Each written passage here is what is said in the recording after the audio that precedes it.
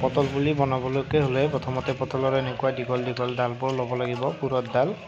তাৰপিছত আমি ডালবোৰ মই ভিডিঅ'ত দিয়া ধৰণে আপোনালোকে কাটি ল'ব। দুটা গাঁঠি একেলগে ৰাখিব ডালবোৰৰ। ইয়াত দেখিছে দুটা গাঁঠি বা তিনিটা গাঁঠি একেলগে আছে, গাঁঠিটোৰ গুৰিত কাটিব।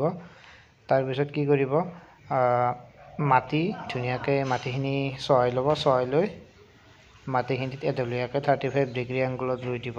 ইয়াত দেখিছে ডালখিনি মই কেনেদৰে কাটি লৈছোঁ। এইখিনি মাটি চহাই লৈছোঁ মই। মাটিটো কি কৰিব, ডাইৰেক্ট মাটিত নিদিব, কণ্টেইনাৰ ল'ব নাইবা টাবত দিব। কাৰণ কিয়, ডাইৰেক্ট মাটিত দিলে বৰষুণ বেছি হৈ আছে এইকেইদিন, বৰষুণ দিলে কি হ'ব, জেকা লাগি গুৰিবোৰ পচি যাব পাৰে। গতিকে আপোনালোকে মাটিত এনেদৰে খান্দি দিব। খান্দি দি ডালবোৰ অলপ বেঁকাকৈ 35 ডিগ্ৰী এংগলত ঘনকৈ ৰুই দিব। দিবলৈ মাটি জাপি দিব। 10-12 দিন পিছত যেতিয়া শিপা আহিব, ওপৰৰ পৰা গজালি আহিব, গম পাব। শিপা হোৱাৰ পিছত এইবোৰ উঠাই নি পলিবেগত লগাই দিব। আৰু আপোনালোকে এনেদৰে পটল পুলি বনাব পাৰে। ভিডিঅ'টো যদি চাই ভাল পাইছে তেন্তে মোৰ চেনেলটো ছাবস্ক্ৰাইব কৰিব। ইয়াত দেখিছে মই কেনেকৈ দিছোঁ মাটিত ৰুই। এনেকুৱাকৈ মাটিত ৰুই দিব। তাৰপিছত মাটি জাপি দিব গুৰিটোত। তাৰপিছত নিজে নিজে শিপা আহি যাব।